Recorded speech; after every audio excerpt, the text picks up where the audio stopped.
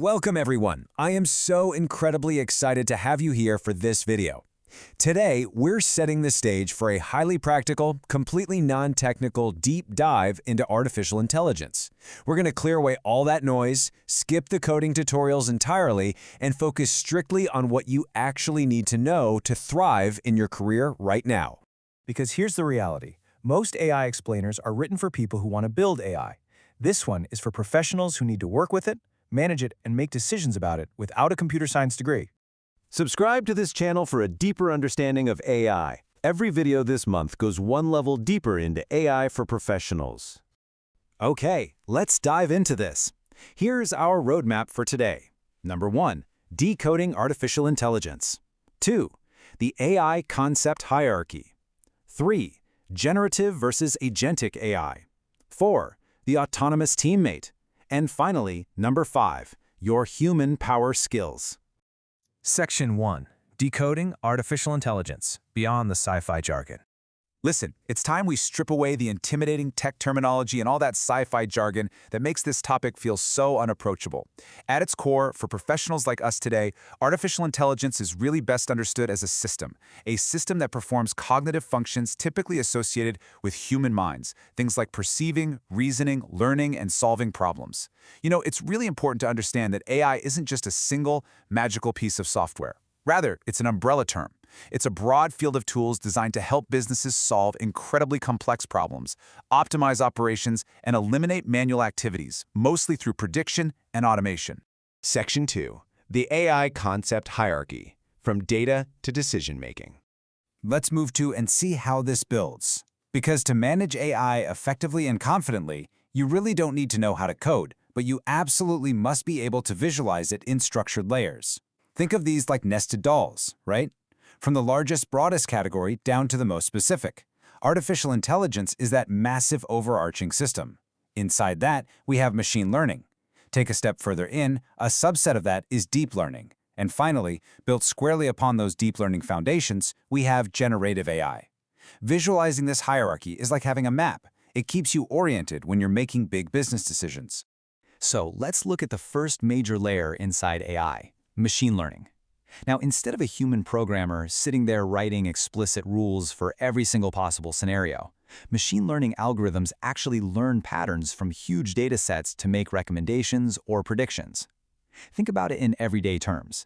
When Amazon says, hey, you might like this product, or when your bank instantly texts you to flag a credit card transaction as fraud because it recognizes abnormal purchasing behavior, that is machine learning at work. It's constantly minimizing errors by learning from past data. And this brilliantly illustrates the next layer down, deep learning. Deep learning uses what we call neural networks. It takes multiple inputs and processes them to create an output. Imagine layers of software-based calculators inspired by the structure of the human brain. Now, standard machine learning often needs really structured, clearly labeled data. But deep learning, it's powerful enough to process complex, completely unstructured data in its raw form. We're talking images, speech, and massive, messy blocks of text. It basically does the heavy lifting for us. Section 3. Generative versus agentic AI. The big paradigm shift.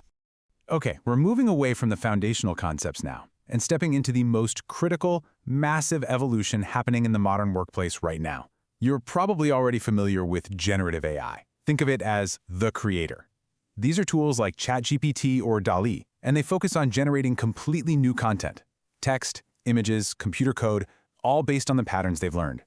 In your daily workflow, these act as incredibly fast, reactive virtual collaborators. You give them a prompt, and boom, in seconds, they can draft a marketing email, summarize a 50-page compliance report, or generate a project plan. But, and this is a big but, they wait for your instruction. Then we have agentic AI, which is the doer. Guys, this is the true next frontier for business. And agentic AI isn't just a polite chatbot waiting around for a prompt. It is a goal-oriented, fully autonomous system. It can independently plan out a sequence of actions, connect to external tools, like your company's CRM or your personal calendar, and execute complex, multi-step workflows to achieve a specific objective, all while adapting to feedback along the way. Now, what's really interesting about this slide is the clear contrast here.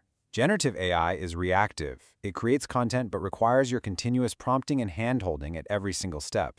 Agentic AI, on the other hand, is proactive. It acts and interacts with its digital environment autonomously. For instance, generative AI might draft a nice response to a customer complaint, but an agentic AI, you could theoretically review that complaint, check the company policy, issue a refund directly through your billing system, and then email the customer their receipt. It achieves the entire goal, from start to finish. Section 4. The Autonomous Teammate, Agentic AI in Action.